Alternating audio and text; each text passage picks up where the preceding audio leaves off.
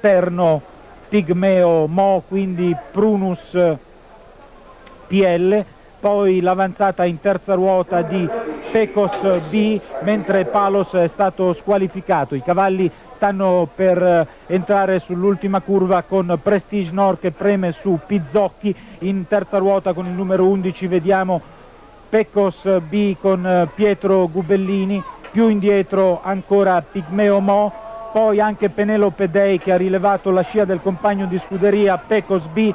Difende lo steccato Pizzocchi, attaccato da Prestige Nord, alla frusta Pizzocchi che si allunga ancora bene, 150 metri alla conclusione della corsa con Pizzocchi che ha un vantaggio incolmabile e va a vincere davanti a una splendida Penelope Dei, poi fascia B, Prestige Nord, quindi vittoria per il Roano Pizzocchi.